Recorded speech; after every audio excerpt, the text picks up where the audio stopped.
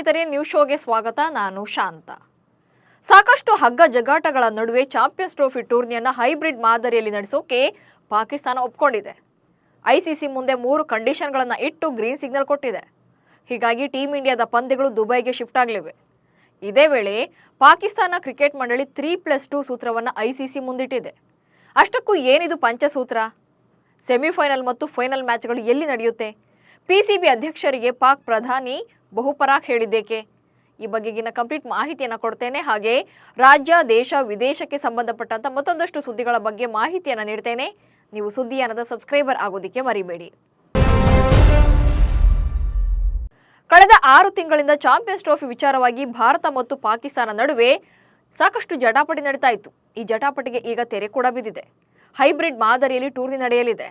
Champions ಟ್ರೋಫಿಗಾಗಿ ಒಟ್ಟು 8 ತಂಡಗಳು ಪೈಪೋಟಿ ನಡೆಸಲಿವೆ. ಗ್ರೂಪ್ ಎ ನಲ್ಲಿ ಭಾರತ, ಪಾಕಿಸ್ತಾನ, ಬಾಂಗ್ಲಾದೇಶ ಹಾಗೆ ನ್ಯೂಜಿಲೆಂಡ್ ತಂಡಗಳಿದ್ರೆ, ಗ್ರೂಪ್ ಬಿ ನಲ್ಲಿ ಆಸ್ಟ್ರೇಲಿಯಾ, ಇಂಗ್ಲೆಂಡ್ ಮತ್ತು ಸೌತ್ ಆಫ್ರಿಕಾ ಹಾಗೆ ಅಫ್ಘಾನಿಸ್ತಾನ ಟೀಮ್ಗಳಿವೆ. ಇದೀಗ ಹೈಬ್ರಿಡ್ ಮಾದರಿ ಎಂಟ್ರಿ ಕೊಟ್ಟಿರೋದ್ರಿಂದ ಪಾಕಿಸ್ತಾನ 3+2 ಸೂತ್ರದಡಿ ಪಂದ್ಯಗಳನ್ನು ಆಯೋಜನೆ ಮಾಡಬೇಕಿದೆ. ಚಾಂಪಿಯನ್ಸ್ ಟ್ರೋಫಿ 2025 ಹೈಬ್ರಿಡ್ ಮಾದರಿಯಲ್ಲಿ ನಡೆಯೋದ್ರಿಂದ ಟೀಮ್ ಇಂಡಿಯಾ ಪಂದ್ಯಗಳು ದುಬೈನಲ್ಲಿ ನಡೆದರೆ ಉಳಿದ ಮ್ಯಾಚ್ಗಳಿಗೆ ಪಾಕಿಸ್ತಾನವೇ ಆತಿಥ್ಯವನ್ನು ವಹಿಸಲಿದೆ. ಇದಕ್ಕಾಗಿ ಹೊಸ ವೇಳಾಪಟ್ಟಿಯನ್ನು ಸಿದ್ಧಪಡಿಸಿಕೊಳ್ಳುವಂತೆ ಪಾಕಿಸ್ತಾನ ಕ್ರಿಕೆಟ್ ಮಂಡಳಿಗೆ ಐಸಿಸಿ ಸೂಚನೆಯನ್ನು ನೀಡಿದೆ. ಈಗಾಗಲೇ ಕರಡು ವೇಳಾಪಟ್ಟಿ ರೆಡಿಯಾಗಿದ್ದು, ಅದರಂತೆ ಭಾರತ ತಂಡದ 3 ಪಂದ್ಯಗಳು ದುಬೈನಲ್ಲಿ ಆಯೋಜನೆಗೊಳ್ಳಲಿವೆ. ಅಂದರೆ ಭಾರತ ತಂಡದ ಲೀಗ್ ಹಂತದ 3 ಪಂದ್ಯಗಳು ದುಬೈ ಅಂತಾರಾಷ್ಟ್ರೀಯ ಕ್ರಿಕೆಟ್ ಸ್ಟೇಡಿಯಂನಲ್ಲಿ ನಡೆಯಲಿವೆ. ಒಂದು ವೇಳೆ ಟೀಮ್ ಇಂಡಿಯಾ ಸೆಮಿಫೈನಲ್ಗೆ ಪ್ರವೇಶ ಪಡೆದರೆ ಆ ಪಂದ್ಯವನ್ನು ಸಹ ದುಬೈನಲ್ಲೇ ಆಡಿಸಬೇಕಾಗುತ್ತೆ.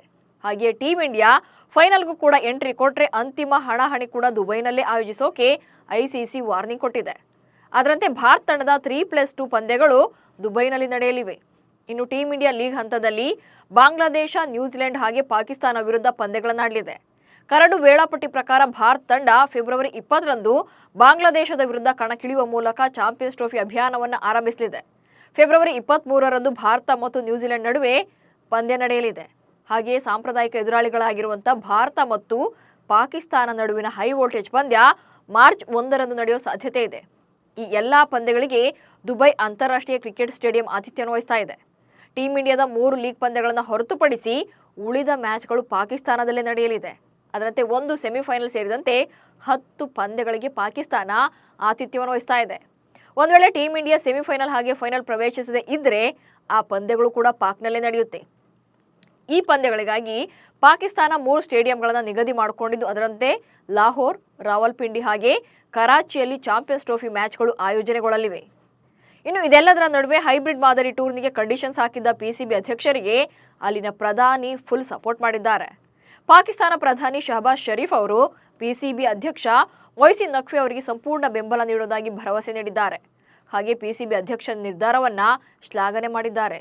ಟೂರ್ನಿಯನ್ನು ಆಯೋಜಿಸುವುದಕ್ಕೆ ಸಂಬಂಧಿಸಿದಂತೆ ಕೆಲವೊಂದಷ್ಟು ಸಲಹೆಗಳನ್ನು ನೀಡಿದ್ದಾರೆ. ಯಾಕಂದ್ರೆ ಭಾರತ ಟೂರ್ನಿಯನ್ನು ಹೈಬ್ರಿಡ್ ಮಾದರಿಯಲ್ಲಿ ಆಡಿಸುವುದಾಗಿ ಒತ್ತಾಯಿಸಿತ್ತು. ಹಲವು ತಿಂಗಳುಗಳ ಕಾಲ ಸತಾಯಿಸಿದಂಥ ಪಾಕಿಸ್ತಾನ ಇತ್ತೀಚೆಗಷ್ಟೇ ಐಸಿಸಿ ಸಭೆಯಲ್ಲಿ ಕೆಲವು ಷರತ್ತುಗಳೊಂದಿಗೆ ಹೈಬ್ರಿಡ್ ಮಾದರಿಗೆ ಒಪ್ಪಿಗೆಯನ್ನು ನೀಡಿದೆ. 2031ರ ತನಕ ಭಾರತ ಆಯೋಜಿಸುವಂತ ಐಸಿಸಿ ಟೂರ್ನಿಗಳಿಗೆ ನಾವು ಸಹ ಹೈಬ್ರಿಡ್ ಮಾದರಿಯಲ್ಲೇ ಪಂದ್ಯಗಳನ್ನಾಡ್ತೇವೆ ಅಂತ ಪಿಸಿಬಿ ಷರತ್ತನ್ನು ಹಾಕಿದೆ. ಆದರೆ ಪಿಸಿಬಿ 2027ರ ತನಕ ಸಮ್ಮತಿಯನ್ನ ನೀಡಿದ್ದು, ಉಳಿದದನ್ನ ಯೋಚಿಸುವುದಾಗಿ ಐಸಿಸಿ ಪಿಸಿಬಿಗೆ ತಿಳಿಸಿದೆ. ಈ ಎಲ್ಲಾ ಬೆಳವಣಿಗೆಗಳ ಬಳಿಕ ಪಾಕ್ ಪ್ರಧಾನಿಯನ್ನ ಭೇಟಿಯಾಗಿರುವಂತ ಪಿಸಿಬಿ ಅಧ್ಯಕ್ಷ ನಖ್ವಿ ಅವರು ಸಭೆಯಲ್ಲಿ ನಡೆದಂತ ಬೆಳವಣಿಗೆಗಳ ಬಗ್ಗೆ ವಿವರಣೆ ನೀಡಿದ್ದಾರೆ. ಇದೇ ವೇಳೆ ಪಿಸಿಬಿಗೆ ಪ್ರಧಾನಿ ಸಂಪೂರ್ಣ ಬೆಂಬಲವನ್ನು ನೀಡಿದ್ದು, ಹೈಬ್ರಿಡ್ ಮಾದರಿ ಕುರಿತು ನಖ್ವಿ ತೆಗೆದುಕೊಂಡ ನಿರ್ಧಾರವನ್ನು ಶ್ಲಾಘನೆ ಮಾಡಿದ್ದಾರೆ. ಇನ್ನು ಈ ಚಾಂಪಿಯನ್ಸ್ ಟ್ರೋಫಿಗೆ ಈಗಾಗಲೇ ಶೆಡ್ಯೂಲ್ ಆಗಿರುವಂಥ ಡೇಟ್ಗಳು ಪಾಕಿಸ್ತಾನ ನಿರ್ಧಾರವನ್ನು ಮಾಡಿದೆ. ಆದರೆ ಐಸಿಸಿ ಇದುವರೆಗೂ ಕೂಡ ಅಧಿಕೃತ ಘೋಷಣೆಯನ್ನು ಕೊಟ್ಟಿಲ್ಲ. ವಿಪಕ್ಷಗಳ ಇಂಡಿಯಾ ಮೈತ್ರಿ ಒಕ್ಕೂಟದ ಗೋಡೆ ಈಗ ಬಿರುಕು ಬಿಡಲಾರಂಭಿಸಿದೆ. ಹರಿಯಾಣ ಮತ್ತು ಮಹಾರಾಷ್ಟ್ರ ಚುನಾವಣಾ ಸೋಲು ವಿಪಕ್ಷ ಮೈತ್ರಿಯ ಅಡಿಪಾಯವನ್ನು ಅಲ್ಲಾಡಿಸಿದೆ. ಮತ್ತೊಂದು ಕಡೆ ಲೋಕಸಭೆಯಲ್ಲಿ ಅಧಿವೇಶನದ ವೇಳೆ ಗೌತಮ್ ಅದಾನಿ ಪ್ರಕರಣಕ್ಕೆ ಸಂಬಂಧಿಸಿದಂತೆ ಕಾಂಗ್ರೆಸ್ ನಡೆಸ್ತಾ ಇರುವಂತಹ ಪ್ರತಿಭಟನೆಯಿಂದ ಟಿಎಂಸಿ ಮತ್ತು ಸಮಾಜವಾದಿ ಪಕ್ಷಗಳು ದೂರ ಉಳಿದಿವೆ. ಹೀಗಾಗಿ ಈ ಒಕ್ಕೂಟದಲ್ಲಿ ನಾಯಕತ್ವಕ್ಕಾಗಿ ಹೋರಾಟ ಶುರುವಾಗಿದೆ. ಇಷ್ಟೆಲ್ಲ ಬೆಳವಣಿಗೆಗಳ ನಡುವೆ ತಮಗೆ ಅವಕಾಶ ಸಿಕ್ಕರೆ ಇಂಡಿಯಾ ಕೂಟದ ನೇತೃತ್ವವನ್ನು ವಹಿಸೋಕೆ ಸಿದ್ಧ ಅಂತ ಪಶ್ಚಿಮ ಬಂಗಾಳದ ಸಿಎಂ ಮಮತಾ ಬ್ಯಾನರ್ಜಿ ಹೇಳಿರೋದು ಕುತೂಹಲಕ್ಕೆ ಕಾರಣ ಆಗಿದೆ. ಕಳೆದ ಲೋಕಸಭಾ ಚುನಾವಣೆಯಲ್ಲಿ ಅಸ್ತಿತ್ವಕ್ಕೆ ಬಂದಂತ ಇಂಡಿಯಾ ಒಕ್ಕೂಟ ಈಗ ಮನೆಯೊಂದು 3 ಬಾಗಿಲು ಎನ್ನುವಂತಾಗಿದೆ. ಪಕ್ಷದ ಸಿದ್ಧಾಂತಗಳು, ನಾಯಕರ ಅಭಿಪ್ರಾಯಗಳು ಇಂಡಿಯಾ ಒಕ್ಕೂಟದಲ್ಲೇ ಬಿರುಗಾಳಿಯನ್ನ ಎಬ್ಬಿಸಿವೆ. ಒಬ್ಬೊಬ್ಬರದ್ದು ಒಂದೊಂದು ರೀತಿಯ ಆಲೋಚನೆಗಳ ನಡುವೆ ಲೀಡರ್ಶಿಪ್ ಫೈಟ್ ಕೂಡ ಶುರುವಾಗಿದೆ. ದೇಶದ ಎಲ್ಲಾ ರಾಜ್ಯಗಳಲ್ಲೂ ಕೂಡ ಈ ಒಕ್ಕೂಟದ ಪರಿಸ್ಥಿತಿ ಹದಗೆಟ್ಟಿದೆ. ಅರವಿಂದ್ ಕೇಜ್ರಿವಾಲ್ ನಾಯಕತ್ವದ ಆಮ್ ಆದ್ಮಿ ಪಾರ್ಟಿ ಇಂಡಿಯಾ ಅಲಯನ್ಸ್ ಜೊತೆಗಿದೆ. ಆದರೆ ಹರಿಯಾಣದಲ್ಲೂ ಕೂಡ ಆಮ್ ಆದ್ಮಿ ಪಕ್ಷ ಏಕಾಂಗಿಯಾಗಿ ಚುನಾವಣೆ ಎದುರಿಸಿದೆ. ಈಗ ಮುಂದಿನ ವರ್ಷ ನಡೆಯಲಿರುವಂತಹ ದೆಹಲಿ ಚುನಾವಣೆಯಲ್ಲೂ ಕೂಡ ಅರವಿಂದ್ ಕೇಜ್ರಿವಾಲ್ ವಿಧಾನಸಭಾ ಚುನಾವಣೆಯಲ್ಲೂ ಕೂಡ ಏಕಾಂಗಿಯಾಗಿ ಸ್ಪರ್ಧೆ ಮಾಡೋದಾಗಿ ಘೋಷಣೆ ಮಾಡಿದ್ದಾರೆ. ಅರವಿಂದ್ ಕೇಜ್ರಿವಾಲ್ ದೆಹಲಿಯಲ್ಲಿ ಕಾಂಗ್ರೆಸ್ ಅನ್ನ ಕೈಬಿಟ್ಟಿದ್ದಾರೆ. ಮಮತಾ ಬ್ಯಾನರ್ಜಿ ಕೂಡ ಇಂಡಿಯಾ ಮೈತ್ರಿಯಿಂದ ದೂರವೇ ಇದ್ದಾರೆ. ಮಮತಾ ಅವರ ಪಕ್ಷ ಕೂಡ ಬಂಗಾಳದಲ್ಲಿ ಪ್ರತ್ಯೇಕವಾಗಿ ಚುನಾವಣೆಗಳನ್ನು ಎದುರಿಸ್ತಾ ಇದೆ. ಅಲ್ಲದೆ ಮಮತಾ ಬ್ಯಾನರ್ಜಿ ಮೊದಲಿಂದಲೂ ಕೂಡ ಇಂಡಿಯಾ ಒಕ್ಕೂಟದ ನಾಯಕತ್ವದ ಮೇಲೆ ಕಣ್ಣಿಟ್ಟಿದ್ದಾರೆ. ಹಾಗೆ ಪದೇ ಪದೇ ಪ್ರಶ್ನೆಗಳನ್ನು ಎತ್ತುತ್ತಾ ಇದ್ದಾರೆ.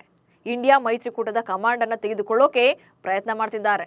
ಇಂಥ ಪರಿಸ್ಥಿತಿಯಲ್ಲಿ ಕಾಂಗ್ರೆಸ್ ನೇತೃತ್ವದ ಇಂಡಿಯಾ ಮೈತ್ರಿ ಭವಿಷ್ಯದಲ್ಲಿ ಛಿದ್ರವಾಗೋದು ಗ್ಯಾರಂಟಿ ಆಗಿದೆ. ಇಂಡಿಯಾ ಮೈತ್ರಿ ಒಕ್ಕೂಟ ಕಳೆದ ಲೋಕಸಭಾ ಚುನಾವಣೆಯಲ್ಲಿ ಅಧಿಕಾರ ಹಿಡಿದೇ ಇದ್ರೂ ಕೂಡ ಕಾಂಗ್ರೆಸ್ ಸೇರಿದಂತೆ ಹಲವು ಪಕ್ಷಗಳಿಗೆ ಸ್ಥಾನಗಳನ್ನು ಹೆಚ್ಚಿಸುವಲ್ಲಿ ಯಶಸ್ವಿಯಾಗಿದೆ.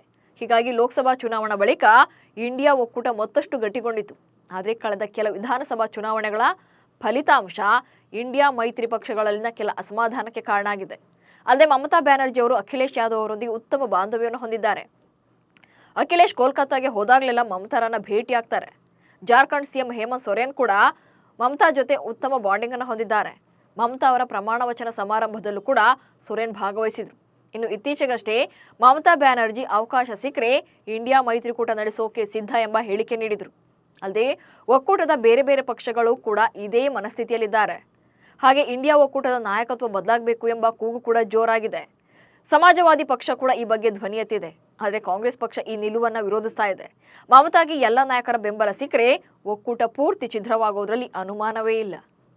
ಇನ್ನು ಅಖಿಲೇಶ್ ಯಾದವ್ ಕೂಡ ಕಾಂಗ್ರೆಸ್ಗೆ ಹೆಚ್ಚಿನ ಪ್ರಾಮುಖ್ಯತೆ ನೀಡುವ ಮನಸ್ಥಿತಿಯಲ್ಲಿ ಇದ್ದಂತಿಲ್ಲ.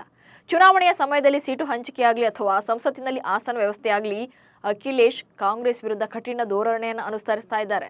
ಬಿಹಾರದಲ್ಲೂ ಕೂಡ ಆರ್ಜೆಡಿ ಕೂಡ ಕಾಂಗ್ರೆಸ್ ಅನ್ನ ಹೊರೆ ಎಂದು ಪರಿಗಣಿಸಿದೆ. ಹೀಗಾಗಿ ಮಮತಾಗೆ ತೇಜಸ್ವಿ ಯಾದವ್ ಬೆಂಬಲ ಸಿಗಬಹುದು. ಅರವಿಂದ್ ಕೇಜ್ರಿವಾಲ್ ಮತ್ತು ಉದ್ಧವ್ ಠಾಕ್ರೆ ಅವರೊಂದಿಗೆ ಮಮತಾ ಚೆನ್ನಾಗಿ ಹೊಂದಿಕೊಳ್ತಾರೆ. ಹೀಗಾಗಿ ಮಮತಾ ಇಂಡಿಯಾ ಒಕ್ಕೂಟದ ಮೇಲೆ ಕಣ್ಣಿಟ್ಟಿದ್ದಾರೆ. ಆದರೆ ಬಿಜೆಪಿಯನ್ನು ಮಣಿಸೋಕೆ ಬಂದ ಇಂಡಿಯಾ ಕೂಟದಲ್ಲಿ ಒಗ್ಗಟ್ಟಿನ ಕೊರತೆ ಇರೋದಂತೂ ಎದ್ದು ಕಾಣ್ತಾ ಇದೆ. ಪಕ್ಷಗಳ ನಡುವೆ ಚುನಾವಣಾ ಪೂರ್ವದಲ್ಲಿ ಇರುವಂತಹ ಮೈತ್ರಿ ಫಲಿತಾಂಶದ ಬಳಿಕ ಇರುವುದಿಲ್ಲ. ಬೈ ಎಲೆಕ್ಷನ್ ಬಳಿಕ ಜೆಡಿಎಸ್ ಮತ್ತು ಬಿಜೆಪಿ ನಡುವೆ ರಾಜ್ಯದಲ್ಲಿ ಇದೇ ಪರಿಸ್ಥಿತಿ ಇದೆ. ಚಳಿಗಾಲದ ಅಧಿವೇಶನ ಆರಂಭವಾದರೂ ಕೂಡ ಸಮನ್ವಯ ದೋಸ್ತಿ ನಾಯಕರು ಸಮಿತಿ ಸಭೆ ನಡೆಸದೇ ಇರುವುದೇ ಅಚ್ಚರಿ ಮೂಡಿಸಿದೆ. ಬಿಜೆಪಿ ಮತ್ತು ಜೆಡಿಎಸ್ ನಡುವೆ ನಡೆಯಬೇಕಾಗಿದ್ದಂಥ ಸಮನ್ವಯ ಸಮಿತಿ ಸಭೆ ಈವರೆಗೂ ಕೂಡ ನಡೆದಿಲ್ಲ. ಸರ್ಕಾರದ ವಿರುದ್ಧ ಒಟ್ಟಾಗಿ ಹೋರಾಟ ನಡೆಸುವ ಬಗ್ಗೆ ಎನ್ಡಿಎ ಮೈತ್ರಿಕೂಟ ಚರ್ಚೆ ನಡೆಸಿಲ್ಲ. ಸದನದಲ್ಲಿನ ಹೋರಾಟದ ರೂಪುರೇಷೆಗಳ ಬಗ್ಗೆ ಕೂಡ ಸಿದ್ಧತೆ ನಡೆಸಿಕೊಂಡಿಲ್ಲ. ಕರ್ನಾಟಕ ವಿಧಾನಮಂಡಲದ ಚಳಿಗಾಲದ ಅಧಿವೇಶನ ಬೆಳಗಾವಿಯ ಸುವರ್ಣ ವಿಧಾನಸೌಧದಲ್ಲಿ ಸೋಮವಾರದಿಂದ ಆರಂಭವಾಗಿದೆ. ಅಧಿವೇಶನದಲ್ಲಿ ಪಂಚಮಸಾಲಿ 2ಎಗೆ ಸೇರ್ಪಡೆ ವಿಚಾರ ಸದ್ದು ಮಾಡಿದೆ.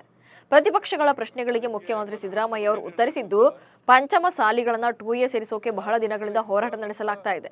ನಾನು ಮುಖ್ಯಮಂತ್ರಿಯಾದ ಮೇಲೆ ಜಯಮೃತ್ಯುಂಜಯ ಸ್ವಾಮೀಜಿ ಸೇರಿದಂತೆ ಪಂಚಮಸಾಲಿ ಮುಖಂಡರೊಂದಿಗೆ 2 ಸಲ ಸಭೆ ನಡೆಸಿದ್ದೇನೆ. ಪಂಚಮಸಾಲಿಗಳು ಮೀಸಲಾತಿ ಕೇಳಲು ನಾನು ಅಡ್ಡಿಯಾಗಿಲ್ಲ ಅಂತ ಮುಖ್ಯಮಂತ್ರಿ ಸಿದ್ದರಾಮಯ್ಯನವರು ಸ್ಪಷ್ಟನೆ ನೀಡಿದ್ದಾರೆ. ಹಂಗೇರಿ ಅಮೆರಿಕನ್ ಉದ್ಯಮಿ ಜಾರ್ಜ್ ಸೊರೋಸ್ ಅವರ ಸಂಸ್ಥೆ ಜೊತೆ ಕಾಂಗ್ರೆಸ್ ನಾಯಕಿ ಸೋನಿಯಾ ಗಾಂಧಿ ನಂಟು ಹೊಂದಿದ್ದಾರೆ ಎಂದು ಬಿಜೆಪಿ ಗಂಭೀರ ಆರೋಪವನ್ನು ಮಾಡಿದೆ. ಇದೀಗ ಕೇಂದ್ರ ಸಚಿವ ಕಿರಣ್ ರಿಜಿಜು ಈ ವಿವಾದದ ಬಗ್ಗೆ ಮಾತನಾಡಿದ್ದು, ಈ ವಿಚಾರದ ಬಗ್ಗೆ ಚರ್ಚೆ ನಡೆಸೋಕೆ ನಾವು ಸಿದ್ಧ.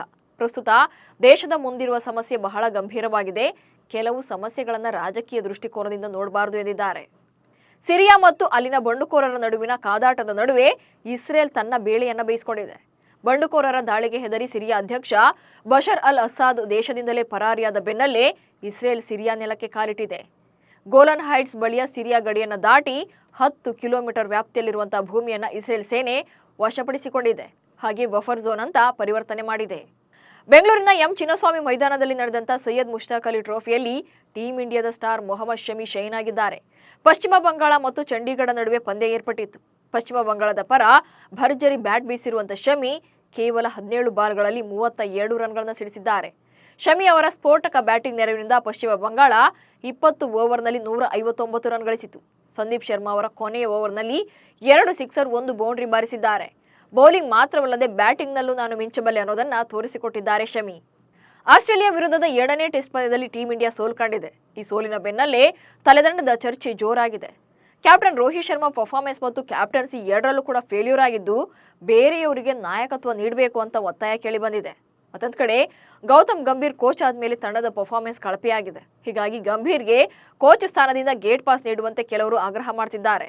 ಇವೆಷ್ಟು ಇವತ್ತಿನ ನ್ಯೂಸ್ ಶೋ ಸುದ್ದಿಗಳು. ನಮಸ್ಕಾರ.